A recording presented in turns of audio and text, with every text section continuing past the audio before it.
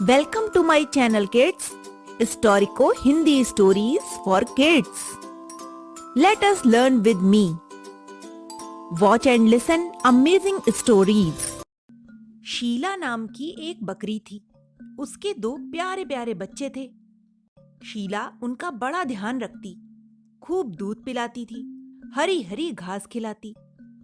कुछ ही दिनों में दोनों बच्चे गोल मटोल मोटे ताजे हो गए। शीला ने उनके पैरों में घुंघरू बांध दिए थे। दोनों छम छम करके घर में कभी इधर तो कभी इधर घूमते। जो भी उन बच्चों को देखता उसका जी खुश हो जाता था। दोनों बड़े शिष्ट और आज्ञाकारी भी थे। जो भी उनके घर आता उससे नमस्ते करते थे, सभी से विनम्रता पूर्वक बातें करते। एक दिन शीला के घर भालू दादा आए। वह पास के एक स्कूल के प्रधानाचार्य थे। जंगल के जानवरों के इतने बच्चे उनके स्कूल में आते थे कि वह खचाखच भरा रहता था। भालू दादा ने बकरी के बच्चों चिंटू और पिंटू को देखा। उनकी शिष्टता से वे बहुत प्रभावित हुए। उन्होंने सोचा कि इन बच्चों को अच्छी शिक्षा मिलनी ही चाहिए, इससे यह बड़े होकर महान बनेंगे। उन्होंने बकरी से कहा, दीदी, तुम इन बच्चों को स्कूल में दाखिल क्यों नहीं करा देती? तुम जानते ही हो भैया, इनके पिता तो हैं नहीं। खाने पीने का इंतजाम भी मुझे ही करना पड़ता है। मैं सुबह ही चली जाती हूँ और दिन छिपे घर वापस आती हूँ। मेरे पास इतना समय नहीं कि मैं इन्हें स्कूल छोड़ने आऊँ और फिर समय से लेने भी आऊँ। बकरी भालू दादा से कहने लगी, पर ये तुम्हारे बच्चे तो बड़े समझदार हैं, अकेले ही आ जा सकते हैं। भालू कहने लगा, भैया, कालू भेड़िया बिना किसी बात के मुझसे दुश्मनी बांधे बैठा है। वह इन बच्चों को भी खाने की ताक में रहता है। रूंधे हुए कंठ से बकरी बोली, अम्मा, हम कभी भेड़िए की बातों में नहीं आएंगे। घर से स्कूल और सीधे स्कूल से घर ही आएंगे। कृपा करके हमें भी स्कूल जाने की आज्ञा दे दो। चिंटू पिंटू दोनों ने एक साथ बोला। भालू दादा भी कहने लगे कि बच्चों को घर बिठाने से क्या लाभ, घर में तो ये बेकार के काम करते हैं। स्कूल जाकर पढ़ेंगे तो नई चीजें सीखेंगे, समय का सदुपयोग भी होगा। ये बहुत अच्छे बच्चे बनेंगे। भालू दादा ने ये भी कहा कि स्कूल की माई लोमड़ी बच्चों को ले जाया करेगी और घर छोड़ जाया करेगी। इस बात पर शीला बच्चों को पढ़ाने के लिए तैयार हो गई। दूसरे दिन वह उन्हें स्कूल में दाखिल भी कराई आई। शीला ने बच्चों को अच्छी तरह से समझा दिया था कि वे स्कूल से सीधे घर ही आएं। इसी प्रकार घर से सीधे स्कूल ही जाएं, इधर उधर कहीं न जाएं। रास्ते में कोई कुछ चीज दे भी तो कभी न ले। कोई कहीं चलने को कहे तो मना कर दें।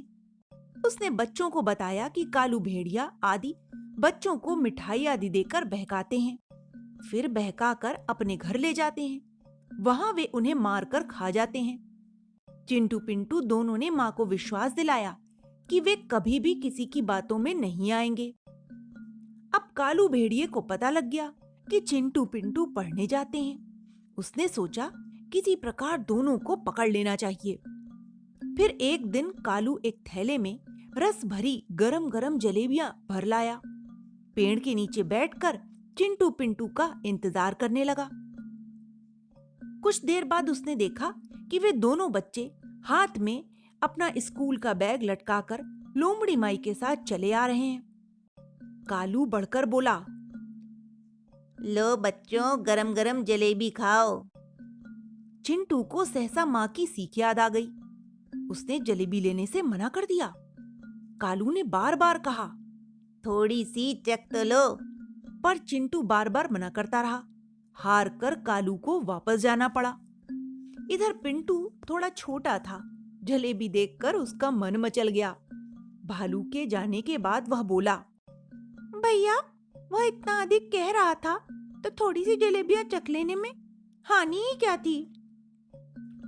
नहीं पिंटू, माँ ने मना किया था ना। माँ की बात तो हमें माननी ही चाहिए। चिंटू समझाने लगा। घर पहुंचकर चिंटू ने सारी बातें माँ को बतलाईं। शीला ने उसकी पीठ थपथपाते हुए कहा कि तुमने बहुत अच्छा किया। बच्चों को पकड़ने वाले खाने पीने की चीजों में बेहोशी की दवा मिला देते हैं, फिर बच्चों को गठरी में बांधकर ले जाते हैं। कुछ दिनों बाद की बात है। चिंटू पिंटू चले जा रहे थे।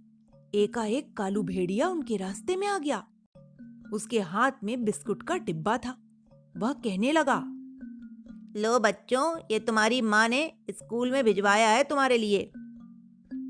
कौन हो तुम? चिंटू ने भौए चढ़ाकर पूछा। अरे मैं तुम्हारा मामा हूँ बच्चों, तुम मुझे जानते नहीं क्या? कालू कहने लगा। तुम हमारे मामा हो तो घर आना, माँ से मिलना, तभी हम यह लेंगे। कहते हुए चिंटू आगे बढ़ गया।